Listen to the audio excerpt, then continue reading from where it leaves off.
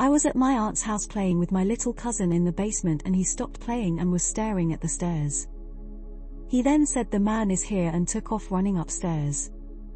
Simultaneously all the battery-operated toys went off and as I stood there confused, I got just a horrible feeling and ran upstairs too. Later that night we are watching TV and clear as day see someone in a fedora walk up to the door. It had stained glass so you could easily see someone's silhouette shadow at the door. The person stays there a second and turns around and leaves. The second time we see it walk up, stand there a second and walk away again. The third time we saw it at the door, I opened it and nobody was there. Just recently while renovating their bathroom a wall was knocked down and a Ouija board was found in the wall. Curious about the previous owner of the house, they found out he actually built the house a long time ago and was heavily into the occult and Anton LaVey. Every child that has grown up in that house names a tall shadow figure of the man. They said he pulls their toes at night and hides under the stairs in the basement. It's 9 kids over 30 years that all had the same experiences. In the only picture they found of original owner, he was wearing a fedora just like the shadow.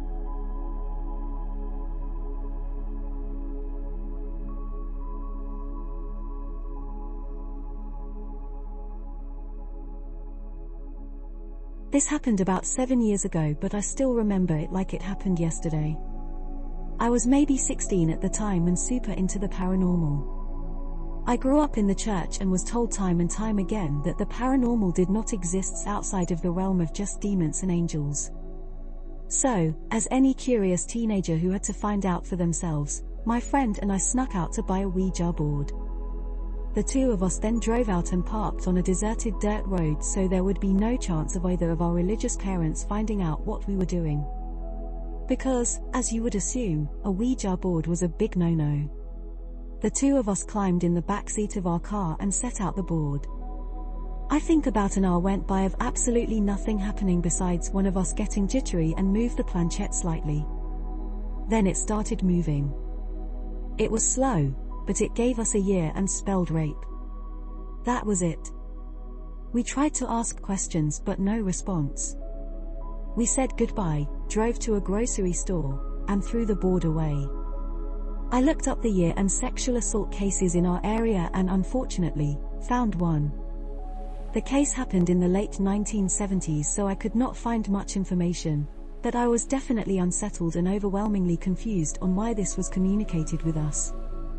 Went home that night, felt super anxious and had a hard time falling asleep, but nothing happened. Nothing did happen for 3 weeks following that night. Before I get into what occurred, I need to describe my bedroom at the time. When you come in the door to my room, there is a closet on the left and then my bed is a few feet away, tucked into the corner of the wall. Straight ahead is a big window, and to the right is a desk and dresser. On the left wall, starting at the door and going around to my bed, there was a line of posters and records, with a bulletin board right above the head of my bed. The right side wall is covered with even more. So, anyway, I come home from school and go about my business. That night I go to bed, still feeling uneasy, but fell asleep rather quickly. When I wake up in the morning and roll over, I feel multiple sharp stabs on my side. I sit up and see that the bulletin board had fallen down right next to my head, and the tacks were all over my bed and stabbing into me. I look around my room and felt chills.